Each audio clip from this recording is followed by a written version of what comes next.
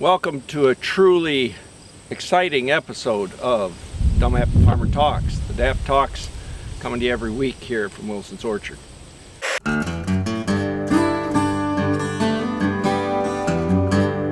Today we're talking about a good old-time American classic apple called Jonathan. All right, now a lot of people think this is named after Johnny Appleseed, and you know, it makes some sense. Johnny Appleseed was a real guy. John Chapman, you know, went across the United States planting apple trees ahead of the settlers mostly. He was quite a businessman, really. He kind of barefooted and bedraggled, stunk like a old horse by all accounts. But the guy, you know, he had some sense, and he would find a place that he thought settlers would want to settle, and he would plant a nursery there, and then he'd move on. Johnny Appleseed planted apples, though, all from seed. He didn't believe in grafting. So all of his apple trees were designed for one use, and that is produce apples for hard cider, not like the Jonathan we see here. It really is a classic apple. Now, it doesn't meet maybe all the trigger points of today's modern consumer, okay?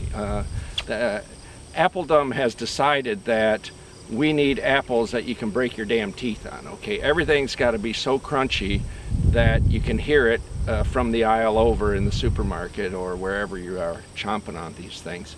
And Jonathan doesn't fit that mold at all. I mean, Jonathan is it's picked ripe, of course, it's crunchy, but it's not that breaking crunch, and it's going to soften quickly in time. Eating quality of these is quite phenomenally good, but you know, it's not a red apple. So it's got good crunch right now, but pretty much any apple that you pick fresh off the tree, unless you're just waiting way too long, is going to have that kind of crunch. This is going to soften pretty quickly. It's got a lot of tartness to it. Okay, Jonathan delivers a really nice tart package.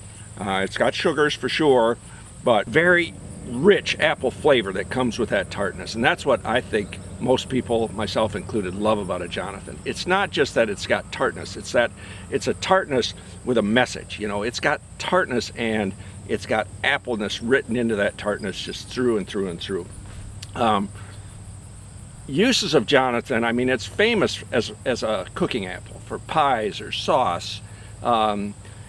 It makes outstanding cider if you blend it with other varieties. Hard cider, we've had some luck making hard ciders, but we've never made a very good single varietal Jonathan cider yet. We're still working on it, but you know, it's got enough tartness to it that it kind of gets in the way. That tartness really comes through hard cider, so it's a little bit of an extra challenge there. You wanna produce a hard cider that's a little more balanced than a straight Jonathan will give you, generally speaking. But as an eating apple, right off the tree, damn, these are hard to beat. I mean, they eat real freaking good.